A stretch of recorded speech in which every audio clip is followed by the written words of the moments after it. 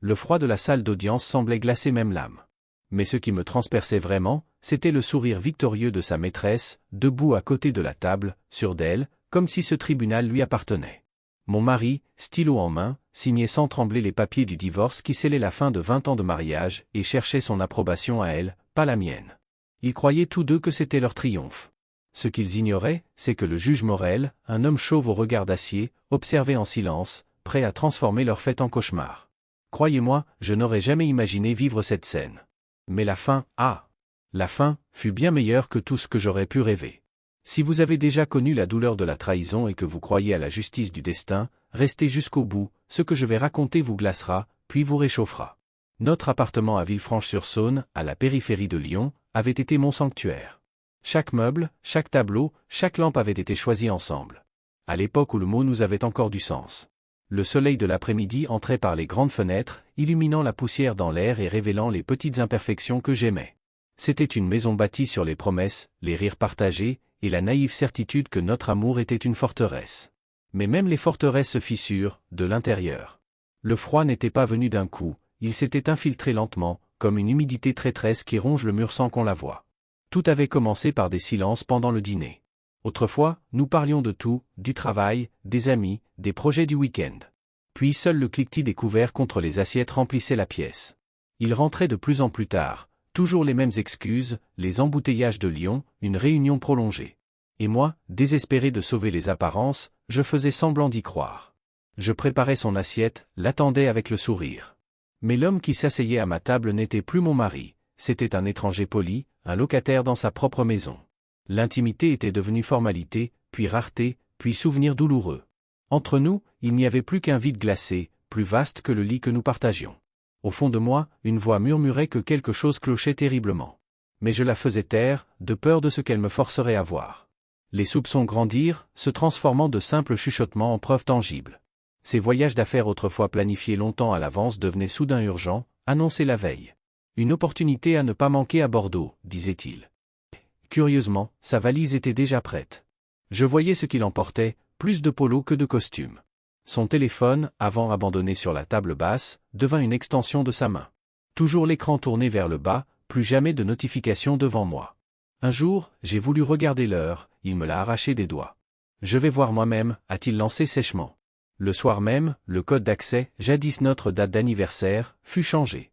La distance émotionnelle était devenue le signe le plus cruel. Je tentais encore de parler. « Ta journée ?» Il répondait par monosyllabes. Son regard glissait au-dessus de mon épaule, comme si j'étais devenue transparente. Le toucher, jadis notre langage secret, disparut. Les câlins se raidissaient, les baisers se fanaient. Il était là, physiquement, mais son âme habitait ailleurs. Chaque jour était un exercice de déni. Je cherchais une explication logique, toute, sauf la vraie. Mais la vérité a sa façon brutale de se faire entendre, et elle était sur le point d'exploser à la figure. Elle n'arriva pas sous forme de révélation divine, mais d'un bout de papier froissé au fond de la poche d'une veste que je portais au pressing. Un relevé de carte de crédit supplémentaire dont j'avais oublié l'existence. Mes yeux parcoururent les lignes, mon estomac se retourna. Ce n'étaient pas des dépenses professionnelles, c'étaient des dîners pour deux dans les restaurants les plus romantiques de Lyon, ceux où il refusait toujours d'aller avec moi. Puis, ce soir-là, je n'avais rien préparé. Pas de discours, pas de scène. J'avais juste déposé la facture de l'hôtel au centre de la table, à l'endroit exact où devait se trouver son assiette. Quand il est rentré, en fredonnant et en desserrant sa cravate, son regard s'est arrêté sur le papier. En une fraction de seconde, son visage a changé. Le masque du mari fatigué s'est fissuré, laissant paraître une froideur que je ne lui connaissais pas. Il n'a pas nié. Il n'a même pas tenté un mensonge maladroit. Ses épaules se sont relâchées, comme si on venait de lui retirer un poids. Au moins, tu le sais. Je n'en pouvais plus de faire semblant. Sa voix était calme, presque ennuyée. Chaque mot, une lame plantée dans mon ventre. Il m'a tout avoué, sa liaison avec Camille, une collègue, pleine de vie, inspirante, jeune.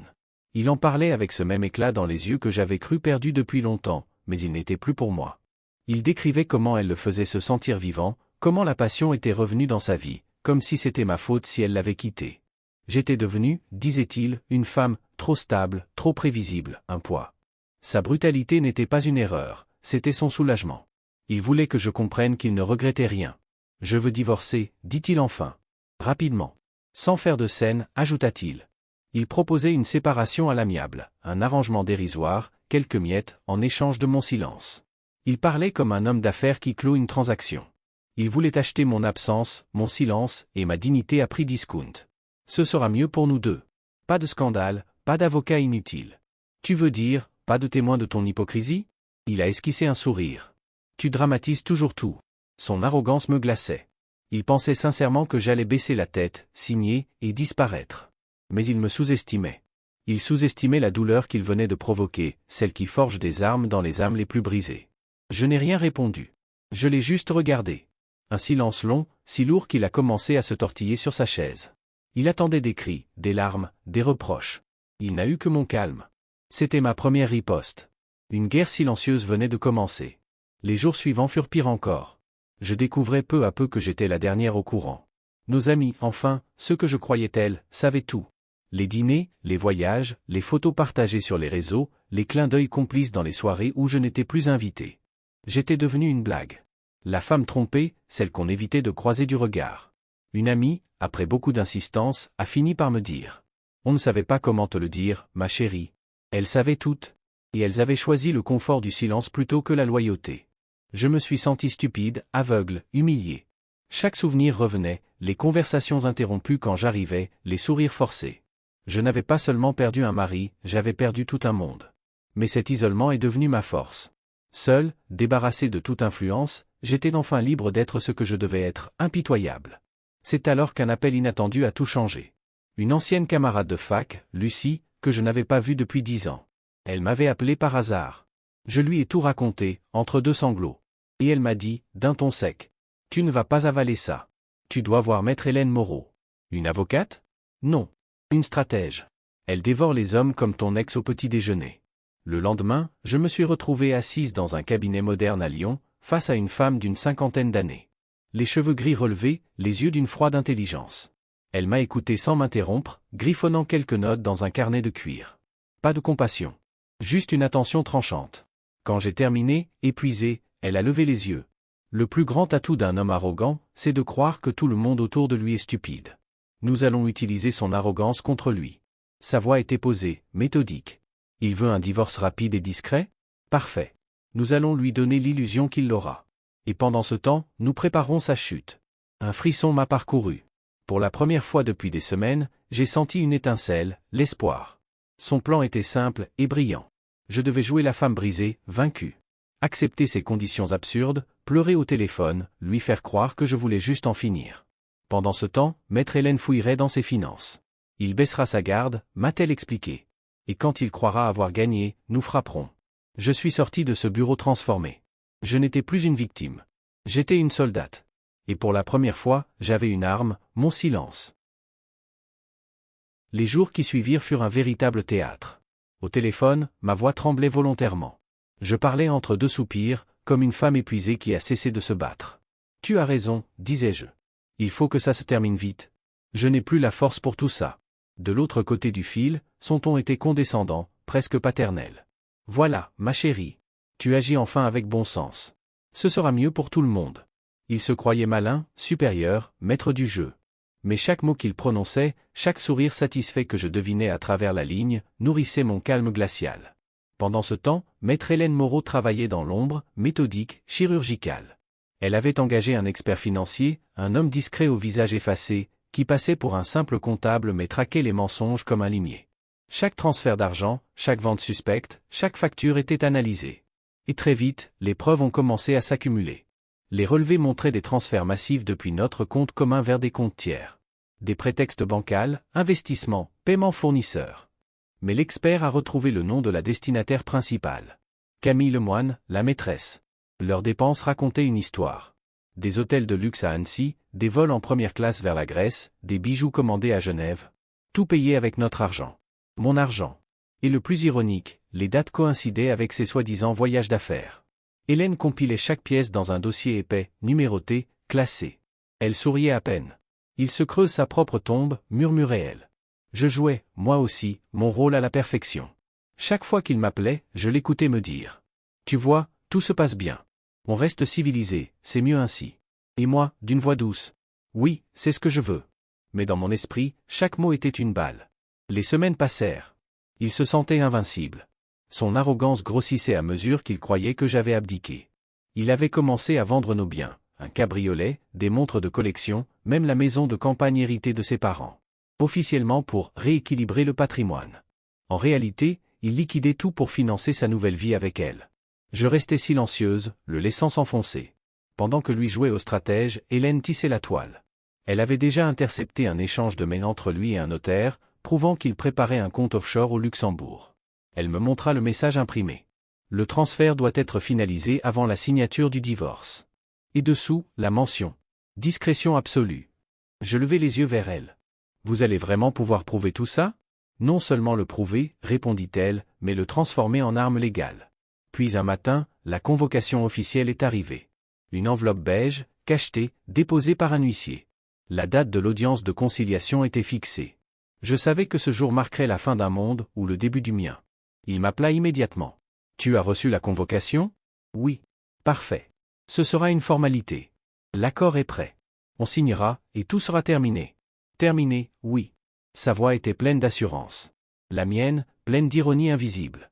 Mais la tension monta quand Camille, sa maîtresse, décida d'entrer dans la danse. Elle se sentit investie d'un rôle. Ses publications sur les réseaux sociaux se firent plus provocantes. Des photos dans mes restaurants préférés, avec mon collier autour de son cou, offert jadis par lui. C'était une guerre psychologique. Elle voulait que je craque, que je m'effondre, que je montre les dents pour qu'il puisse me traiter de folle devant le juge. Mais je n'ai rien dit. Rien bloqué, rien commenté. Mon silence les dérangeait. Et leur insécurité grandissait. Chaque provocation, chaque sourire suffisant alimentait mon calme. Parce qu'à chaque publication, je savais qu'ils ignoraient tout du piège qui se refermait.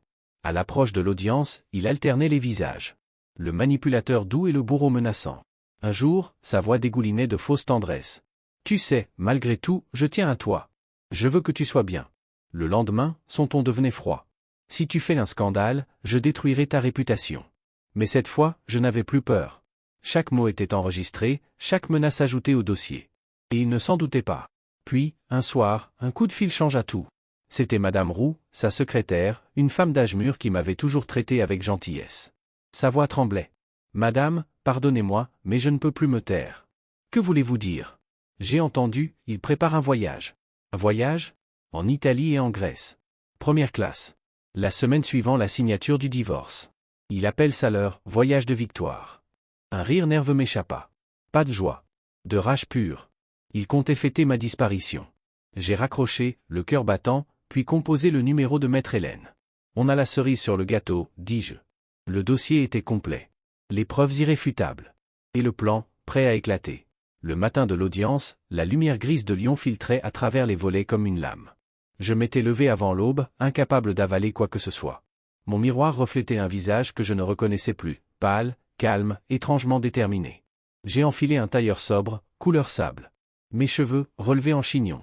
Pas de bijoux, pas d'artifice. Je devais ressembler à ce qu'il croyait que j'étais, une femme brisée. En bas du palais de justice, Maître Hélène Moreau m'attendait. Toujours droite, impeccable, un dossier de cuir à la main. Son regard passa rapidement sur moi.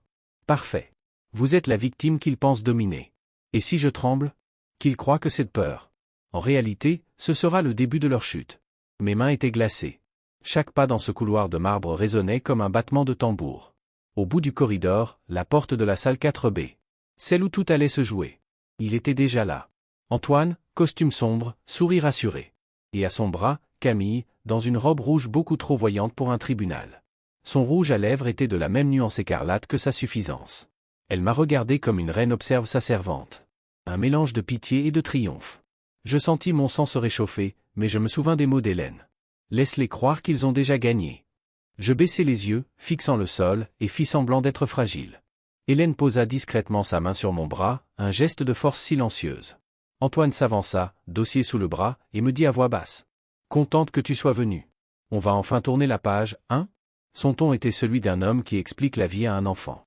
Et derrière lui, Camille esquissa un sourire qu'elle pensait discret. Leur arrogance remplissait la pièce. Ils pensaient que tout était joué. La salle d'audience était sévère, solennelle, tapissée de bois sombre. Le silence était presque religieux.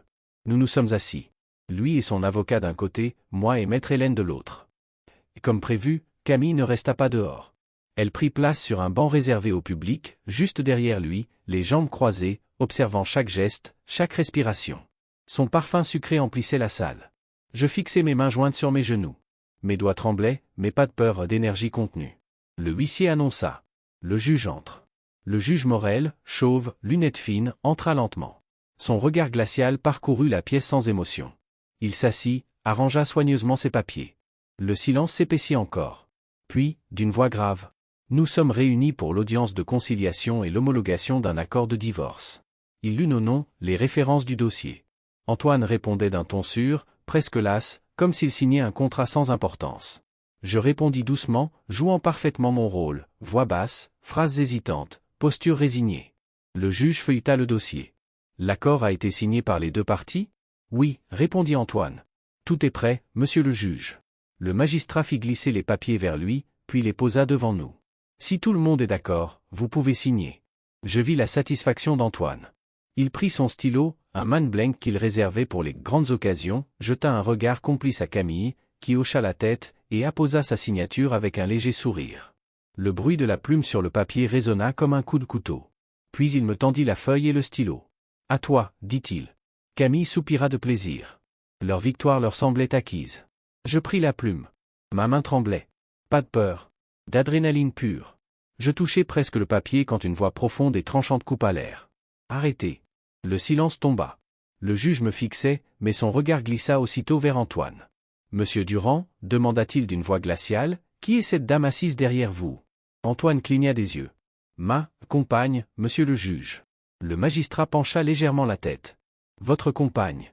Ici, à votre audience de divorce. » « Ce n'est pas interdit, balbutia-t-il. Le juge posa ses lunettes sur la table et croisa les mains. « Non, monsieur. Ce n'est pas interdit. Mais c'est d'un goût épouvantable. Et d'un irrespect absolu envers la partie adverse. » Un murmure parcourut la salle. Le teint de Camille vira au rose puis au blanc. Le juge ajouta lentement. « Ce tribunal ne tolérera aucun spectacle. Nous sommes ici pour rendre justice, pas pour assister à une parade. » Je sentis la tension se retourner, comme un vent brusque.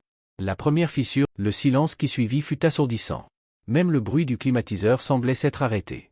Le juge Morel feuilletait lentement le dossier, page après page, le front plissé, chaque document ajoutant un poids de plus sur la conscience de mon ex-mari. Puis il referma la chemise d'un geste sec. Le claquement du cuir fit tressaillir tout le monde. « Monsieur Durand, dit-il d'une voix grave et maîtrisée, ce que je viens de lire dépasse de loin le cadre d'un simple divorce à l'amiable. Vous avez non seulement trahi la confiance de votre épouse, mais tenté de détourner des biens communs à votre profit, tout en exerçant sur elle un chantage psychologique. Et pour couronner le tout, vous avez eu l'audace d'amener votre complice dans cette salle de justice. » Antoine ouvrit la bouche, mais aucun son n'en sortit. Son avocat, blême, se recula lentement sur sa chaise. Le juge poursuivit, implacable. « Vous pensiez que la justice serait aveugle, monsieur Durand. Mais elle ne l'est pas. Et aujourd'hui, elle vous regarde en face. » Puis il prit les documents qu'ils avaient signés quelques minutes plus tôt, les brandit entre ses mains, et les déchira. Un geste net, symbolique, presque théâtral. Les morceaux de papier tombèrent sur la table comme des cendres. Cet accord est nul et non avenu. Le divorce sera désormais contentieux. Et il se déroulera sous ma supervision directe. Le visage d'Antoine perdit toute couleur. Camille, derrière lui, se recula d'un pas, cherchant l'air. Leur triomphe venait de s'effondrer en plein vol. Le juge reprit d'un ton plus solennel encore. Compte tenu des preuves de fraude, j'ordonne le gel immédiat de tous les comptes bancaires et investissements au nom de monsieur Durand. Une enquête financière complète sera ouverte sur les 5 dernières années. Toute vente ou transfert de biens est suspendue à compter de ce jour. Et je me chargerai personnellement de fixer la compensation morale due à madame. La salle entière était figée. Seul le crissement du stylo du greffier sur le papier rompait le silence. Antoine tenta de se lever, balbutiant. « C'est un malentendu. Vous n'avez pas le droit de... » « Asseyez-vous. » Gronda le juge. Sa voix claqua dans l'air comme un fouet. Même Camille, soudain livide, se recroquevilla sur son banc. « Vous avez voulu jouer avec la loi, monsieur Durand. Maintenant, c'est la loi qui va jouer avec vous. » Le masque d'Antoine s'effondra enfin. Je le regardais, sans haine. Sans joie non plus. Juste vide. Cet homme que j'avais aimé 20 ans n'était plus qu'un étranger pris au piège de sa propre arrogance. Camille se pencha vers lui, les lèvres tremblantes. « Tu m'avais juré que tout était réglé. Tu m'avais promis qu'elle ne ferait rien. » Leur échange, d'abord en murmure, devint plus fort. Le ton monta. Des mots acides s'échappaient, chargés de reproches. « C'est toi qui as voulu venir ici. » siffla-t-il. « Parce que tu disais que ce serait notre moment. » Le juge leva la main. « Assez. Mais leur dispute continua, grotesque, pathétique. Le vernis de leur alliance s'effritait devant tout le monde. Les avocats tentaient de les faire taire. Mais il était trop tard, leur monde s'écroulait, et ils l'entraînaient l'un l'autre dans la chute. Je restais immobile. Je ne ressentais ni vengeance ni satisfaction. Seulement une étrange paix glaciale. La justice faisait son œuvre, sans que je n'aie besoin d'un mot. Maître Hélène posa doucement sa main sur la mienne. « C'est terminé pour lui, murmura-t-elle. Vous n'avez plus rien à prouver. » Je hochai lentement la tête. Autour de nous, le chaos s'étendait, Camille sanglotait, Antoine tentait de se justifier, son avocat levait les bras au ciel. Le juge, stoïque, signait les ordonnances d'urgence. Puis il leva les yeux vers moi. « Madame Durand, le tribunal vous remercie pour votre dignité. Vous pouvez disposer. » Ces mots sonnèrent comme une bénédiction. Je me levai lentement, mes jambes un peu tremblantes. Personne ne me regardait. Tous les yeux étaient rivés sur la scène pitoyable de l'autre côté de la table. Je traversai la salle, droite, sans un mot, sans un regard en arrière. La porte s'ouvrit sur le couloir lumineux du palais de justice. L'air frais me frappa le visage.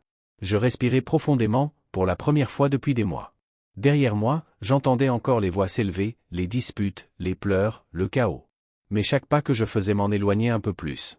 Le soleil perçait à travers les grandes fenêtres, projetant un rail de lumière dorée sur le marbre. Je sortis. Libre. Je ne sais pas combien de temps je suis resté immobile sur les marches du palais de justice. Le vent frais glissait sur mon visage, portant avec lui le tumulte de la salle d'audience restée derrière moi. Les voix, les pleurs, les disputes, tout s'effaçait lentement, comme un mauvais rêve qui s'éloigne au réveil. Je respirais. Pour la première fois depuis des mois, peut-être des années, je respirais vraiment. À côté de moi, maître Hélène Moreau m'observait en silence. Son expression sévère s'était adoucie. « Vous avez tenu » dit-elle simplement. « Et croyez-moi, peu de femmes auraient eu votre courage. » Je lui ai serré la main. Ce n'était pas du courage, Hélène, c'était de la survie. Elle esquissa un sourire presque imperceptible. La survie, madame, est la première forme de victoire. Puis elle s'éloigna dans la foule, me laissant seul, face à cette ville qui soudain paraissait plus vaste, plus lumineuse. Les mois suivants furent un long processus de guérison. Le divorce contentieux dura, comme l'avait prédit le juge. Les enquêtes révélèrent encore plus de fraude, de manipulation, de dettes cachées. Et lorsque la décision finale tomba, la justice me restitua bien plus que ma part, 70% du patrimoine, plus une indemnisation morale pour les années de trahison et de pression. Mais la vraie victoire ne se mesurait pas en chiffres. Elle se trouvait ailleurs, dans le silence apaisant de mes matins sans peur. Je quittai la maison commune sans un regard en arrière. J'achetai un petit appartement clair, au bord du parc de la Tête d'Or, à Lyon. Les fenêtres donnaient sur les arbres. Le matin, les rayons du soleil s'invitaient dans la cuisine, dorant les tasses de café et les souvenirs. C'est là que j'ai commencé ma nouvelle vie. Je décidai de réaliser un rêve ancien que j'avais toujours repoussé, pour plus tard, ouvrir un atelier de céramique.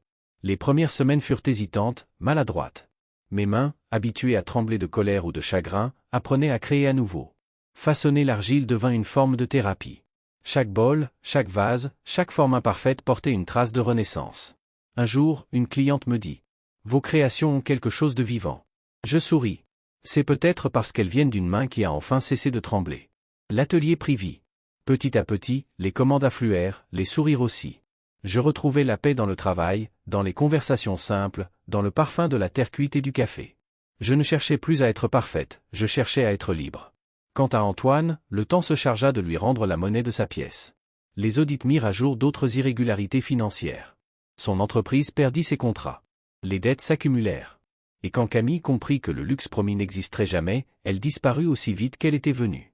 Un soir, des mois plus tard, alors que je rentrais chez moi les bras pleins de fleurs pour l'atelier, je le croisai par hasard sur le trottoir. Amaigri. Vieilli. Les épaules courbées. Il me regarda, hésita à parler, puis baissa les yeux. Je ne ressentis ni haine, ni vengeance. Seulement une infinie distance. Nous n'appartenions plus au même monde. Ce soir-là, je me suis assise sur le balcon, une tasse de thé fumant entre les mains. La ville en contrebas brillait doucement, paisible. Le vent caressait mes cheveux, et dans ce souffle, j'ai compris que la liberté ne se signe pas devant un juge, elle se conquiert à l'intérieur de soi. Je pensais à toutes les femmes qui, comme moi, avaient cru qu'aimer signifiait s'effacer. Et je sus que si mon histoire pouvait les aider à retrouver leur voie, alors rien n'avait été vain. Je posai ma tasse, regardai le ciel, et murmurai. Merci pour la leçon. Pas à lui. À la vie. Parce qu'au fond, la justice la plus pure n'était pas celle des tribunaux. C'était celle qui m'avait rendu à moi-même. Et si vous avez déjà connu la trahison, la perte, ou la peur de recommencer, Rappelez-vous ceci. Il n'est jamais trop tard pour renaître.